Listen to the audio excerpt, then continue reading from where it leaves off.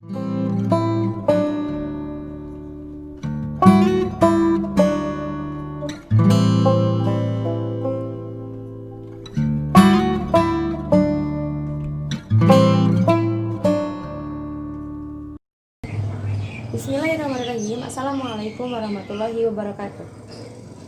Robbi shrah li sadri wa yassir li amri wahlul 'uqdatam min lisani yafqahu qawli. Asyhadu an la ilaha illallah wa asyhadu anna Muhammadan abduhu wa rasuluh. Amma ba'du. Pertama-tama marilah kita panjatkan puji dan syukur kita kehadirat Allah Subhanahu wa taala yang mana telah memberikan kita begitu banyak nikmat dan kasih sayangnya sehingga kita bisa berkegiatan hingga hari ini dalam keadaan sehat walafiat. Salawat dan salam semoga selalu tercurah limpahkan kepada junjungan kita semua yakni Nabi Muhammad SAW, seseorang yang patut dijadikan suri tauladan kita sebagai umat muslim dalam menjalankan kehidupan sehari-hari berkat akhlakul karimah. Di sini saya akan membahas sedikit tentang pentingnya menyeimbangkan antara pendidikan agama dengan pendidikan umum. Teman-teman sekalian, Karopenmas Mabes Polri Brigjen Pol Argo Yuwono menyatakan bahwa angka kriminalitas atau kejahatan di Indonesia meningkat sebesar 19,72% dari masa sebelum pandemi corona ini. Pada Februari 2020 tercatat sekitar 17.411 kasus dan pada bulan Maret tercatat 20.845 kasus kejahatan di Indonesia. Maka dari itu, kita sebagai warga negara Indonesia harus peduli terhadap keburukan atau hal buruk ini. Kita tidak akan bisa mencegahnya, kita tidak akan bisa melarangnya atau memberhentikan secara sekaligus, tapi kita bisa meminimalisirnya.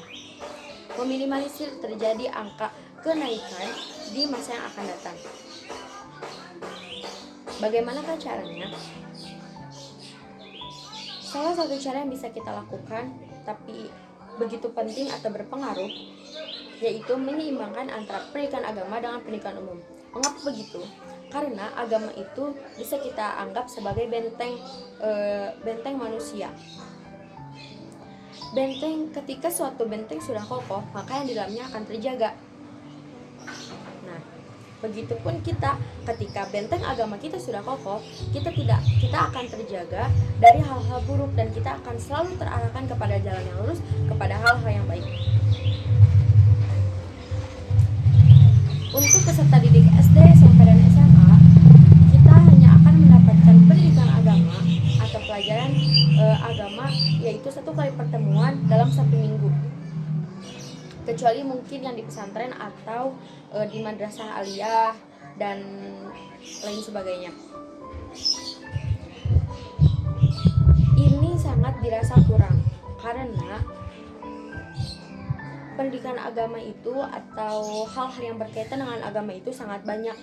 Tidak hanya berkenaan dengan ibadah, tapi juga sikap, sifat, bahasa, dan lain sebagainya. Tata krama terutama itu juga sangat diajarkan dalam agama.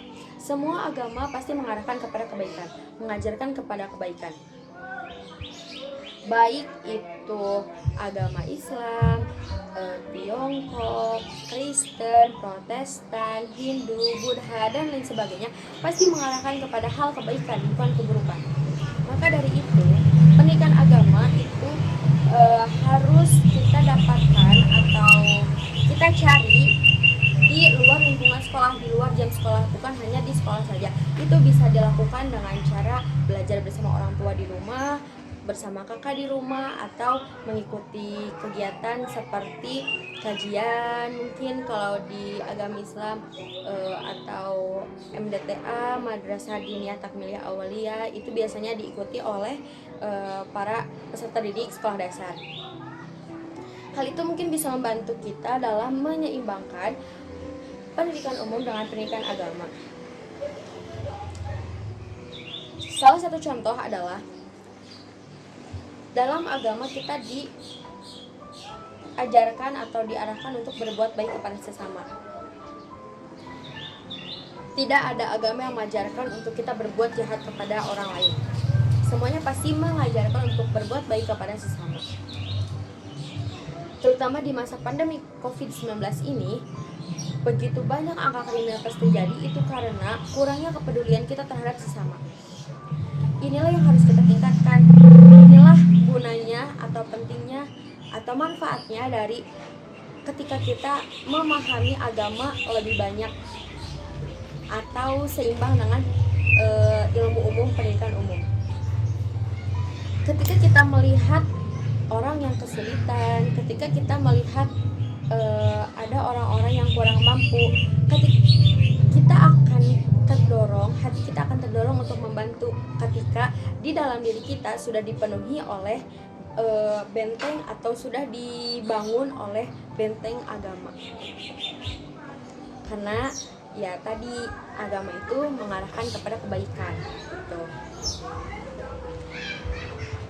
Orang-orang yang mempelajari agama lebih dalam, pertama kita diajarkan untuk berbuat baik kepada sesama. Ketika kita bisa berbuat baik kepada orang lain, kita akan disenangi oleh banyak orang.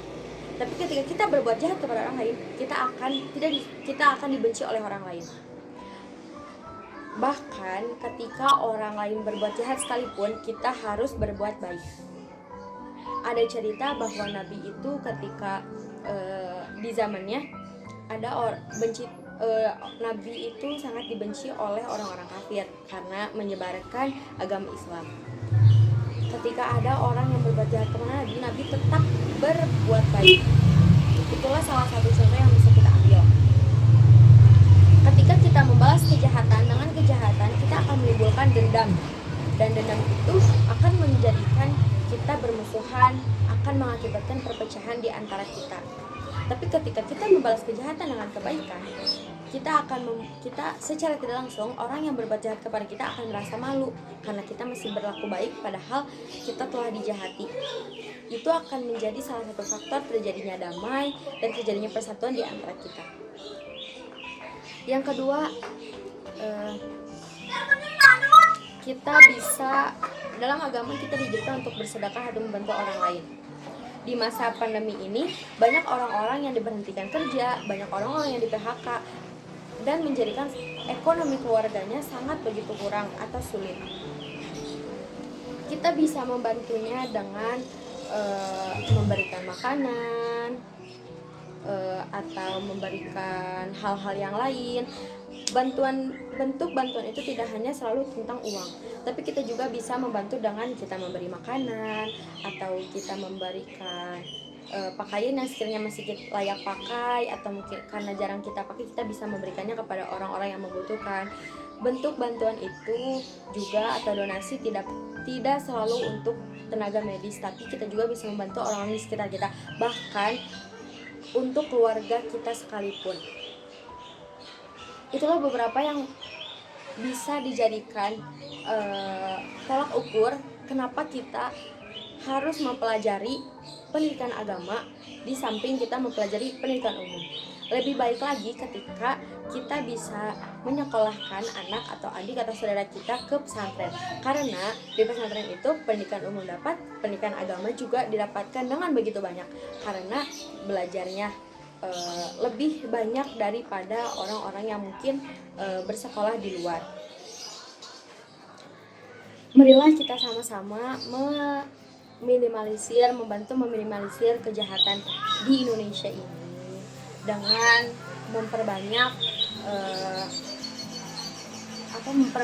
mencari ilmu tentang agama dan mengisi hati kita dengan iman yang banyak, memperbanyak iman, yaitu dengan cara beribadah kepada Allah Subhanahu wa Ta'ala, agar kita semua terhindar dari perbuatan buruk dan kita selalu terarah kepada perbuatan yang baik. Mungkin cukup sekian yang bisa saya sampaikan. Terima kasih. Mohon maaf bila banyak terdapat kesalahan. Wabillahi taufiq wal hidayah. Wassalamualaikum warahmatullahi wabarakatuh.